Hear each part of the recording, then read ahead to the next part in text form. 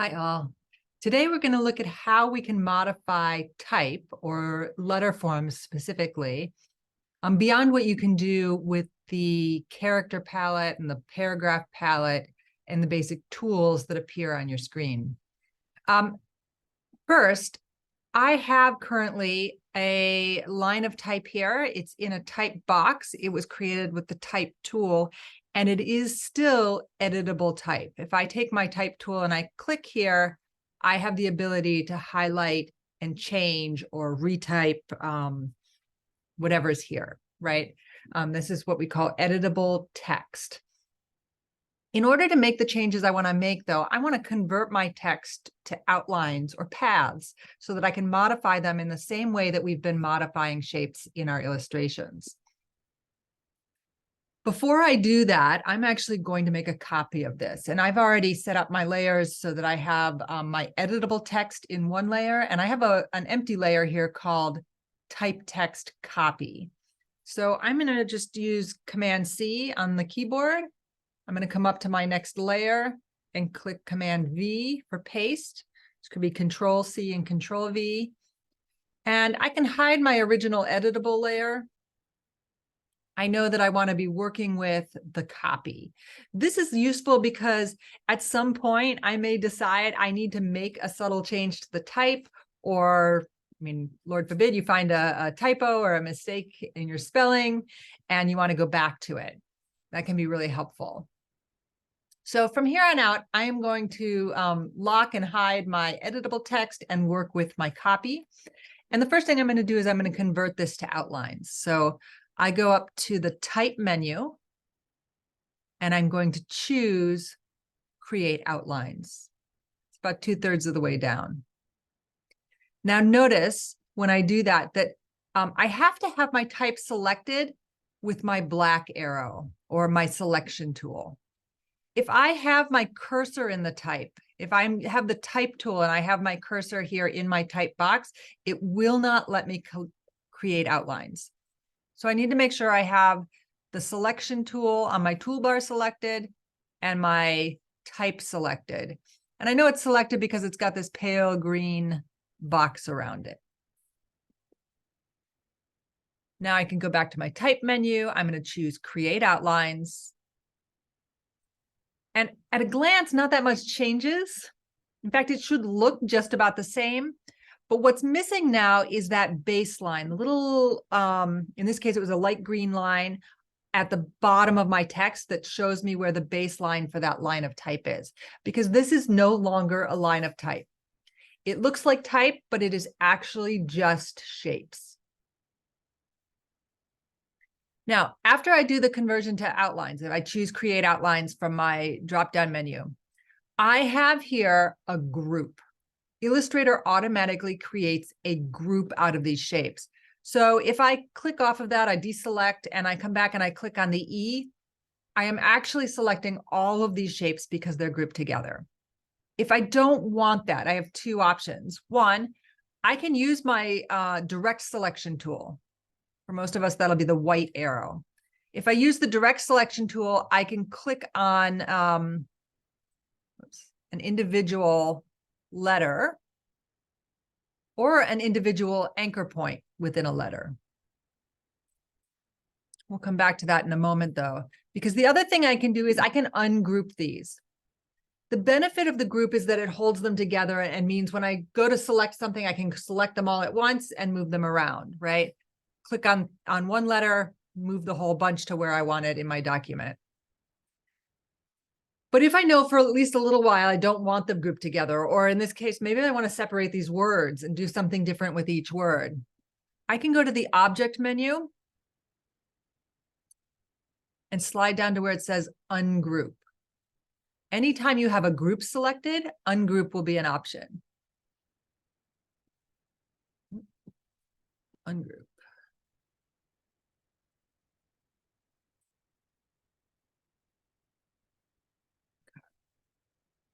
Now, if I click on any individual letter within this type with my regular selection tool, the black arrow, I will individually select that letter. That does mean that I can do things like pick up a letter and move it. It also means that I can stretch a letter out. What I really want to do is get in and look at, like, how can I modify individual characteristics of letter forms? And this, again, it's like not any different than what we were doing with other shapes. I'm going to go in, I'll zoom in here. Let's work on this first set of letters here. If there's a piece of this that I want to change, to customize, let's say I'm trying to make a logo type or a word mark that I want to be recognizable and identifiable as part of a brand. You know, think about IBM, right? That has a certain look to it. I can come in here and modify this type, modify the individual characteristics to make it unique. So let's start with the P. The P, for example, has lots of anchor points down here at the bottom that define the serif. That's the little like foot that it sits on. If I want to move that whole foot down, make that P extra long, I'm going to take that white direct select arrow and I'm going to draw a box around all the anchor points that I want to move. And then I can move those. Whoops, sorry, not when I do that.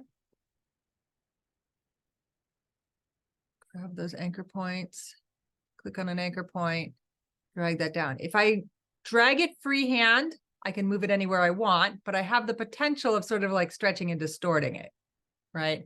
Maybe that doesn't look quite as nice as what I'm looking for. So I can undo. I'm going to come back and click on one of those anchor points and hold my shift key. And that will keep it in line with the vertical axis as I stretch it out. Okay.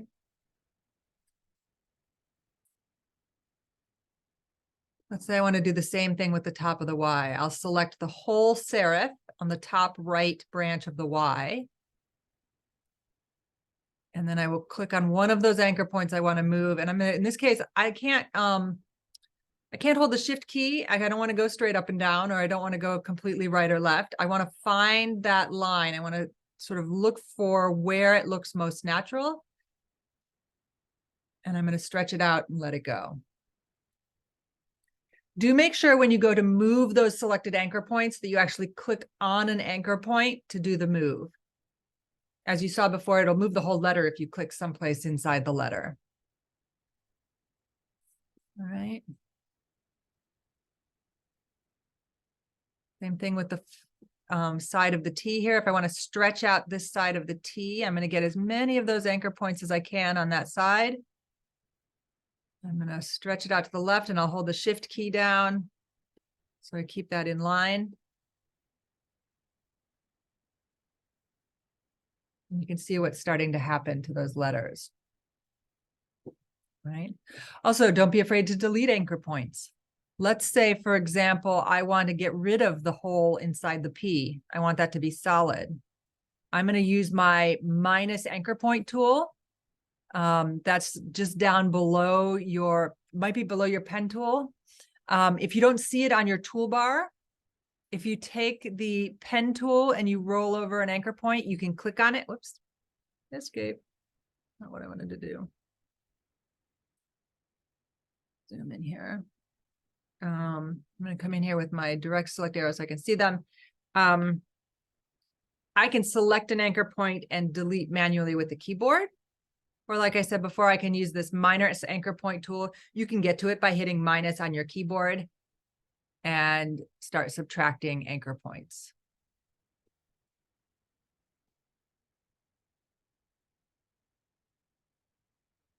I'll just work my way around till I get all of these anchor points.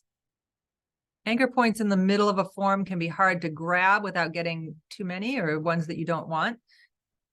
So I like to just go around individually and grab each of those and delete them. Okay. All right, so some basic modifications. Let's say, though, you want to add something, right? These are just shapes now, right? I can add and subtract to them in the same ways that we did with our other illustrations. I'm going to take the pen tool. Let's say I want to add a nice big flourish to the end of this E here.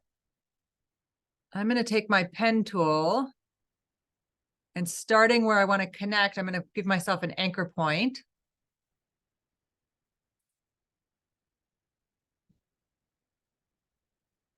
I want to sort of match the overall style and feeling that's already in these letters. And let's see, I'm going to get rid of my fill color and go for my stroke. Right. There we go. So I've got my flourish there. I'm going to come over here to my stroke characteristics in the appearance section of the properties tab. Definitely need to bump up the points on that to make it match the weight. Try 6. There we go. I'm also going to want to zoom way in here so that I can make sure that the end of this new line aligns really well with the end of my E. And even has just the right angle as it leaves that E, right? So that it really looks like it's a continuation.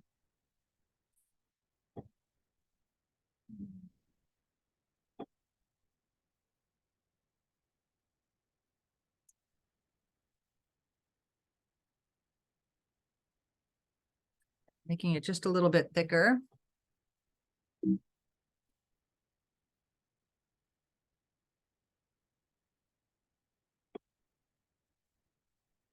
Okay. The other thing I might want to change, this is a very sharp looking end to my line. And I have a very uniform looking line. And this line that makes up this letter, these letters are not quite so uniform. So I want to try to match that if I'm going to add a flourish. I have a couple of different tools here. First, I guess let's look at the stroke palette. On the stroke palette, we can control the end cap on our stroke. So in this case, I have a square end cap and I can make that round. That's right away going to help a lot. I can change the corners, although in this particular case, I don't have any corners, so I don't have to worry about rounding out my corners or anything. Those are probably the two things that are most helpful in sort of matching the character. The other thing I'm going to do is change the thickness of my line. And we have this really cool tool in the toolbar called the width tool. So I'm going to take the width tool and let's start up in here. Wherever I click on my path, I'm going to click and drag and I can change the width at that point. It doesn't change the width everywhere though. You'll notice that it made it wide in the at the point where I selected it, and then it tapers to maintain the same thickness at the ends. If at any point I want to sort of shrink it down, I can do that. Right here, I got a nice narrow point here before like a sort of wide end. Imagine what would happen with, say, a brush as you reach the end of that line.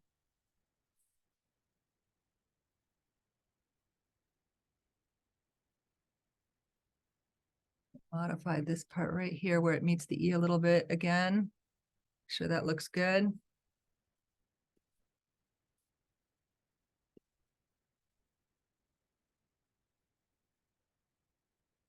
Just want sort of like the most natural look I can get.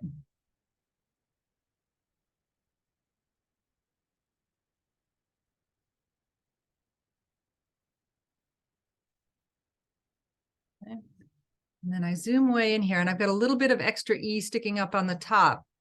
I can actually modify my E itself, right? So I'm going to take my direct select arrow and I'm going to choose a couple of these anchor points on the E and just shrink them back a little bit so that they're for sure underneath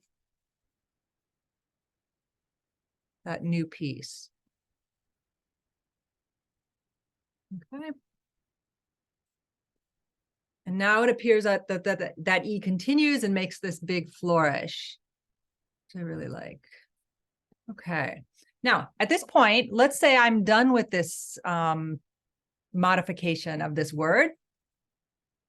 It's a great idea to take your selection tool, the regular selection tool, the black arrow, select everything in that word, make it a group again. All right, so I'm going to the object menu and I choose group. And now if I happen to click on the Y and I go to move this around, I can move that around with that extra flourish. All the letters and any other things I've drawn get connected, they're grouped. You'll notice in your layers palette, when you have a group, that group is on one line. And if I expand it, it sort of looks a little bit like a layer does. And if I expand that group, I can see all the components listed below. Okay, so it's another way to help keep your layers organized. All right, one last thing to demonstrate here. It's possible that you might actually not modify one of these letters, that you might type something out and decide you want to replace a letter. Again, easy.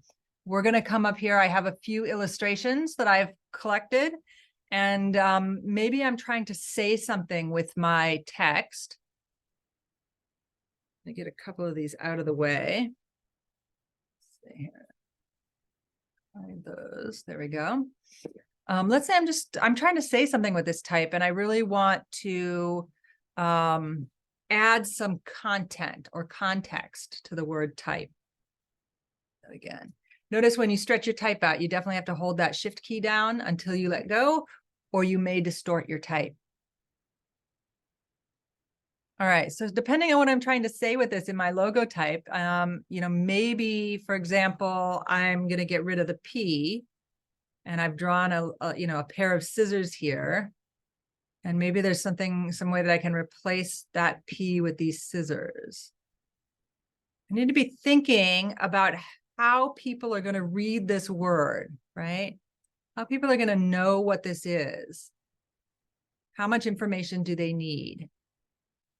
I also want to think a little bit about weight and spacing. I'm moving these letters around. When I put the scissors in here, it doesn't have the same weight that that P had. It's got some lighter lines. It had a bigger gap around the side. So I squeeze everything together a little bit to adjust the spacing. And I might actually come in here and adjust the weight of the handles to make them a little thicker.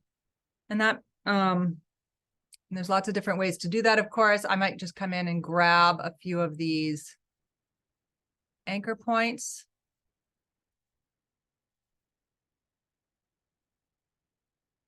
Adjust them in a little bit.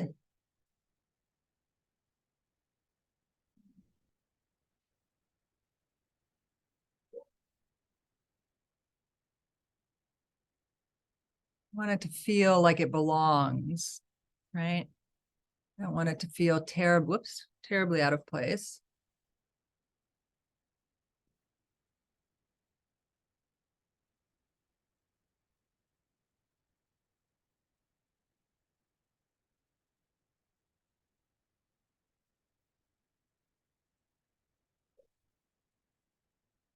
Right. So that starts to get at adding a little weight to that. So I can read the word type, I see the word scissors, and I start to make associations. This is the way that we create hybrids, right? Graphic text that also incorporates image. All right, so I hope that's helpful, and will help get you started on your next assignment of the typographic hybrid.